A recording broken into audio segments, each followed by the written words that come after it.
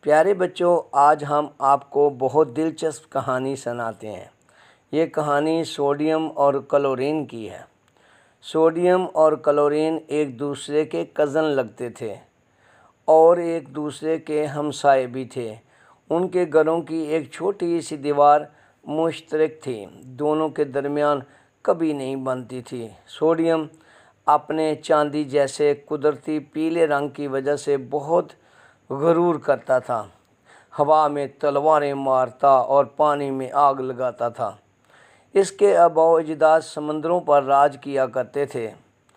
گھر والے کوئی کام کہہ دیتے تو آگے سے نہ کرتا، یعنی NANA، نہ کرتا۔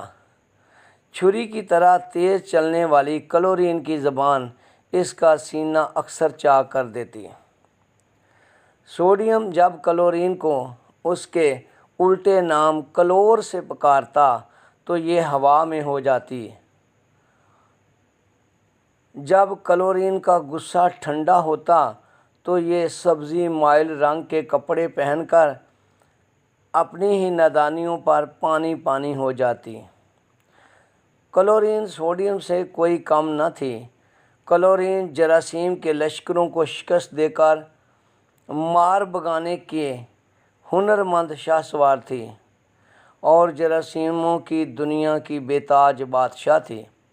شہزادی بلیچنگ ہونے کی وجہ سے جو بھی اس کے گھر میں آتا، یہ اس کی خوبصورتی کو چار چاند لگا دیتی تھی۔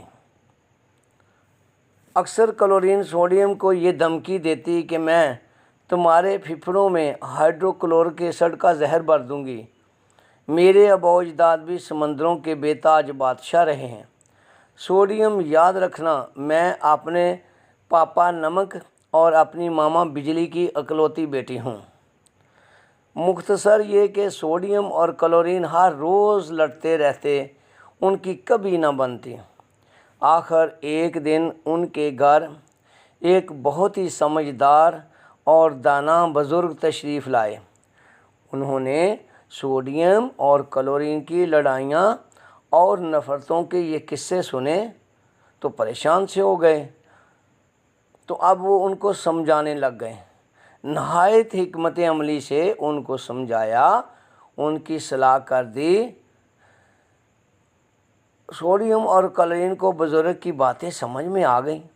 بزرگ نے ان کو سمجھایا کہ بیٹا، آپس میں لڑتے نہیں ہیں، نفرت نہیں کرتے، کیوں؟ اتفاق میں برکت ہے۔ بزرگ نے نہ صرف صلح کروا دی بلکہ ان دونوں کی شادی بھی کروا دی۔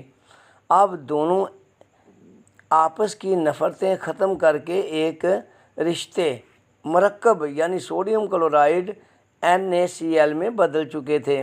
یہ رشتہ پیارے بچوں، اس کا نام ایک مرکب رکھا گیا جس کو NaCl کہا جاتا ہے۔ یہ پیارے بچوں مرکب بہت کام کا نکلا۔ بھلا کیا؟ یہ مرکب مختلف کھانوں میں ذائقے کی زینت بنا۔ پانی میں جلدی تحلیل ہو کر لوگوں کی پیاس بجھانا شروع کر دی اس نے۔ اس مرکب نے پیارے بچوں پانی میں جب یہ بجلی کو پاتا تو دونوں اس میں خوب رقص دکھاتے، اپنے آئینوں میں بٹ جاتے، سخت پانی کو نرم بناتے۔